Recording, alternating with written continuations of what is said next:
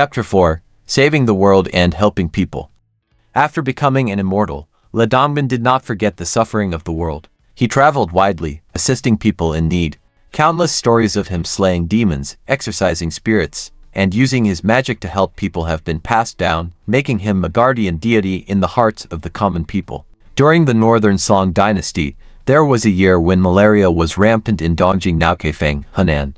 An old vegetable-selling woman's descendants all contracted malaria. One day, a Daoist passed by, and the old woman invited him in for tea, treating him with great courtesy. She sighed, saying, "All my descendants are ill. Sir, could you possibly heal them?" The Daoist replied, "Wait for me tomorrow morning." The next morning, the old woman waited, and the Daoist handed her a silk bag containing a single pill, saying, "When the illness flares up, have them hold this pill, and the disease will naturally be cured. This one pill can treat 100 people. After that, it will lose its efficacy." The old woman followed his instructions. After her descendants were cured, she used the pill to treat her neighbors, curing 100 people in total. Beyond 100 people, the pill lost its efficacy. When the old woman opened the silk bag, there was no medicine inside, only a piece of paper with the words Dongbin written on it. In a certain town in Eking, Hubei, a poor woman suffered from paralysis and crawled to the bridge every day to beg. One day, she encountered a Daoist who, upon hearing her story, extended one end of his whisk to her and said, "Take this," and tried to stand. The woman grasped the whisk and indeed stood up. The Daoist then said, "Try walking with me." She followed him for a few steps, and her paralysis was completely cured. She quickly thanked him, asking, "Sir, where do you reside? I'd like to visit you to express my gratitude." The Daoist replied, "I reside upstairs in a certain person's home." When the woman returned home, her elderly mother was amazed. The next day, they went to the home the Daoist mentioned, but there was no Daoist there. Looking up, they saw a painting of Dongbin that looked exactly like the Daoist they had met the day before. Only then did they realize it was Dongbin who had cured her. In another story, Dongbin saw a poor mother and son and, taking pity on them, threw 2 grains of immortal rice into their well. From that day forward, the water from the well turned into fine wine, allowing them to make a living by selling it and prospering. Some time later, when the son became greedy, the wine disappeared. The mother warned her son, saying, "This is Lazushi's divine power, a gift from the immortal Dongbin. How could we forget that?" There was a wealthy merchant who greatly admired Dongbin. He burned incense and prayed to him day and night with utmost devotion, and the offerings were always clean and pure.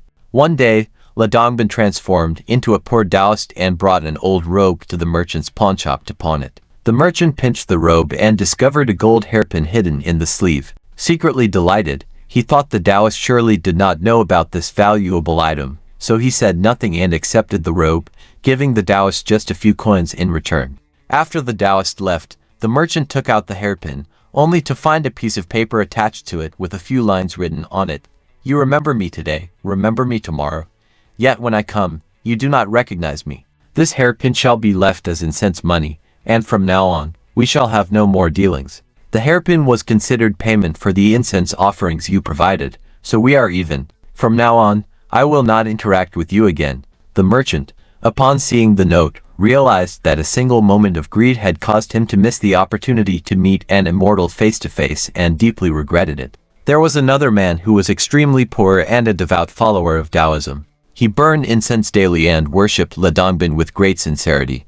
Dongbin was moved by his devotion and one day suddenly descended upon the man's home. Seeing his extreme poverty, Dongbin felt great compassion and pointed to a rock in the courtyard. In an instant, the rock transformed into gold.